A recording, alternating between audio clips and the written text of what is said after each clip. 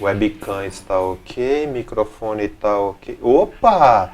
Sejam todos muito bem-vindos ao canal. A gente vai começar aí uma série de vídeos voltados para o 8º ano do ensino fundamental. A ideia é ensinar a partir desse vídeo estatística. Então curtam aí o vídeo, se inscrevam no canal, claro. Compartilhe com seus colegas aí que de repente estão sem saber que está tendo aula. E eu tenho que parar com essa mania de ficar olhando para a tela, eu tenho que olhar para a câmera. Curtam a aula, sejam todos bem-vindos. Valeu! É isso aí, galerinha. Então vamos começar. Vamos falar de estatística. Essa é a ideia agora, tá? Bom, para começar a falar sobre estatística, nós vamos precisar falar das origens da estatística, tá bom? Estatística começou, não se sabe exatamente ao certo, mas os registros principais datam ali no Antigo Testamento, onde o principal objetivo era com que os reis tivessem ideias sobre a quantidade de armas, de homens disponíveis para a guerra. Então alguns livros aí da Bíblia trazem esses relatos. Então a primeira ideia foi, de fato, o censo, ok?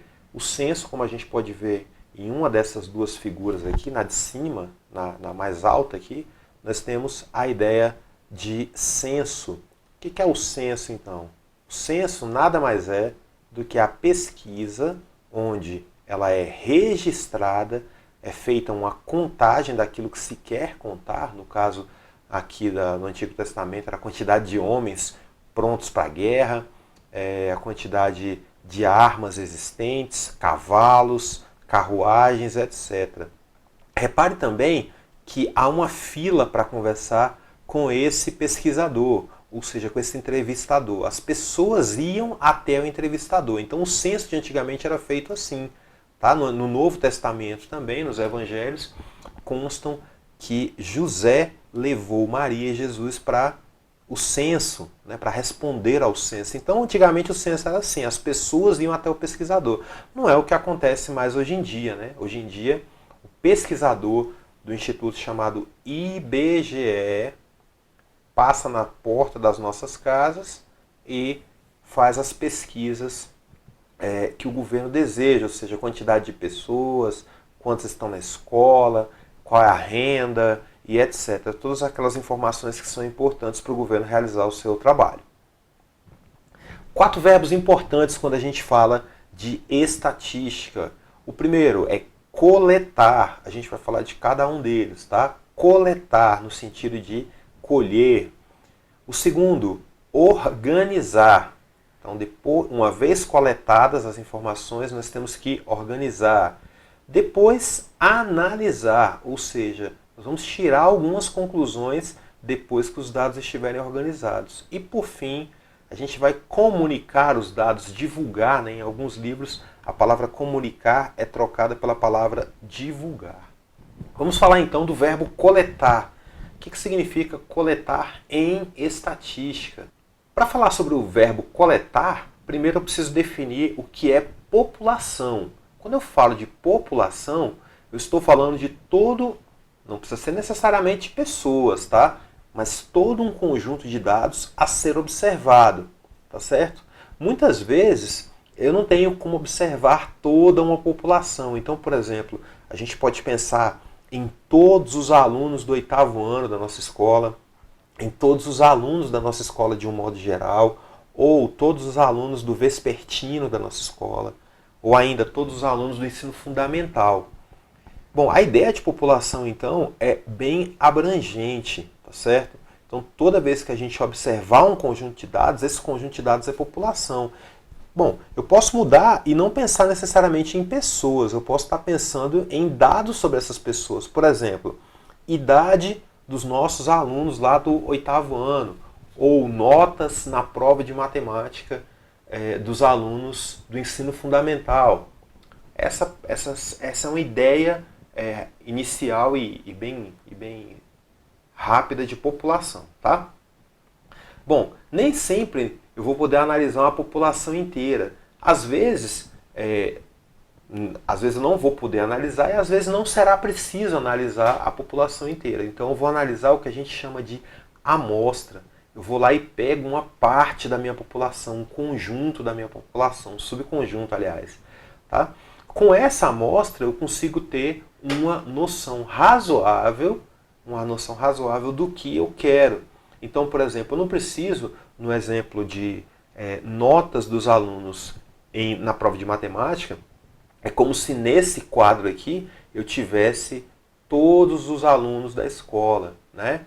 Todos os alunos da escola, mas eu não tenho como analisar a nota de todos eles. Então eu vou observar uma amostra, tá? Vou pegar uma parte lá desses alunos, né? Essa amostra poderia ser, por exemplo, um grupo de alunos de cada uma das turmas e vou dar uma analisada nessas notas, se as notas foram boas, ruins, eu vou dar uma olhada nessa amostra. Então a coleta, ela parte dessa ideia, tá? Quando a gente fizer a coleta, né, das informações, nós vamos ter o que a gente chama em estatística de dados, tá? Uma vez que eu tenho esses dados, eu posso partir para a fase seguinte, que é a fase de organização, organizar os dados, né? E para isso a gente vai usar inicialmente o que a gente chama de tabela de distribuição de frequências. Vamos entender isso. Tabela, né? Tabela todo mundo sabe o que é, acho que eu não preciso nem falar, tá? Aquela disposição lá com linhas e colunas, onde a gente organiza informações, né? Por exemplo, quando você anota o seu horário de aulas, né? Segunda-feira o primeiro horário é de matemática, o segundo horário é de redação e etc. Você tem ali uma tabela com linhas e colunas, né? É uma tabela ali nas suas mãos. Distribuição de frequência, ou seja, a gente vai distribuir de modo que nos interesse as frequências. Mas o que é frequência?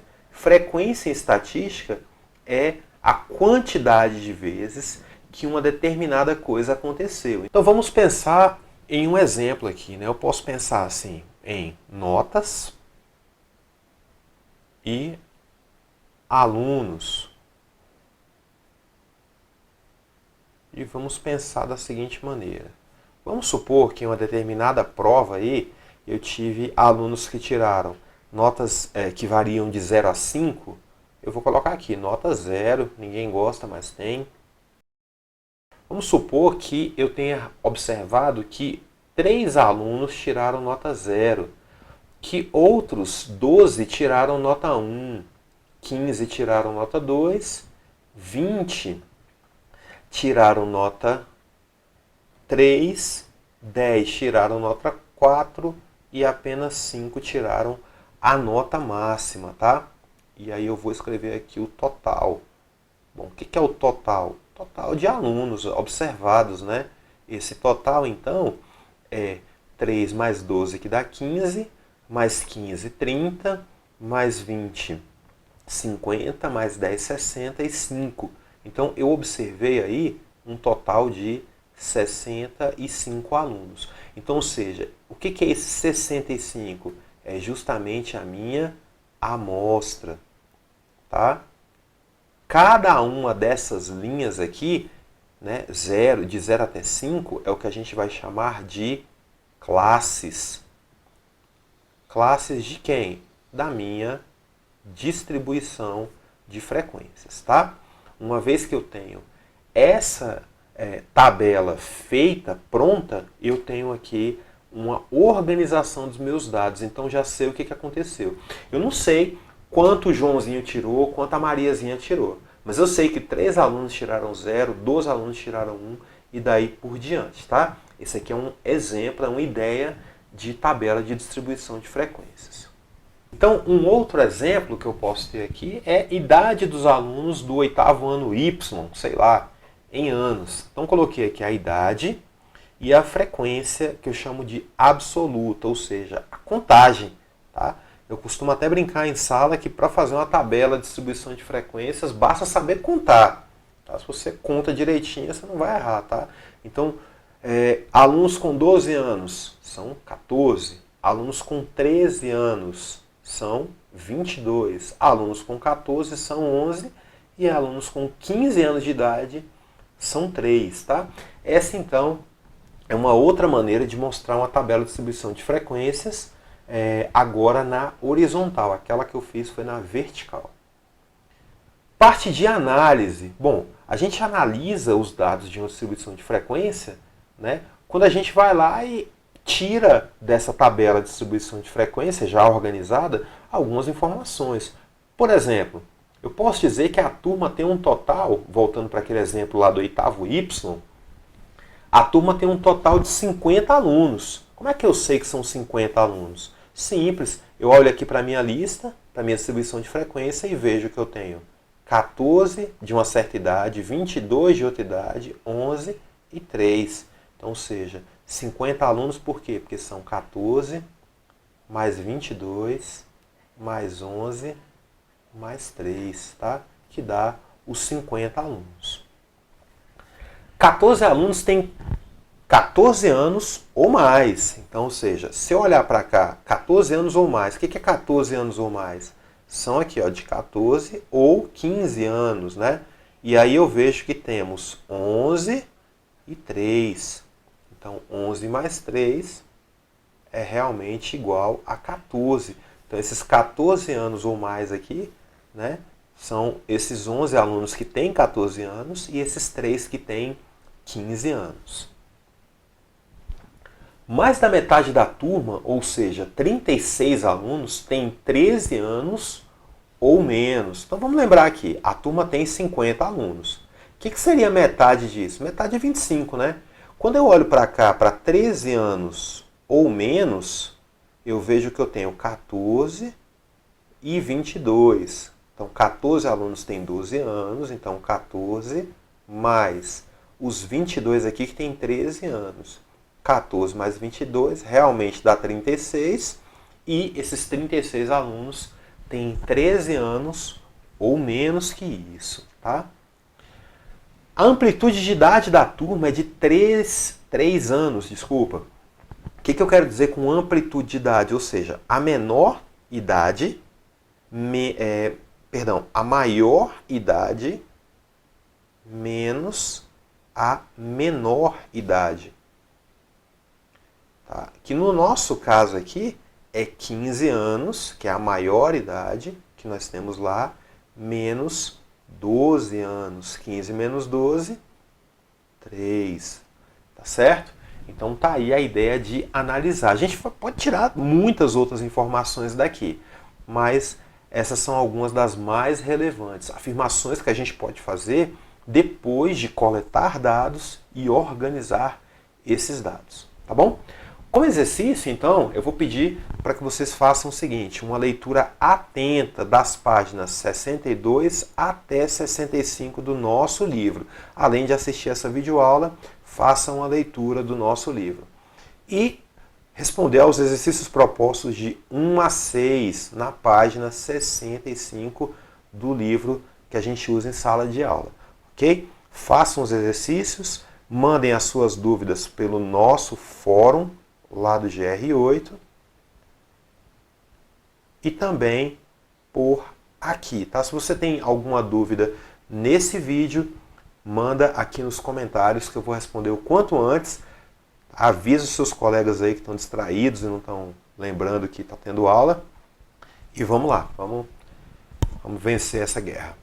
Fiquem com Deus e até a próxima.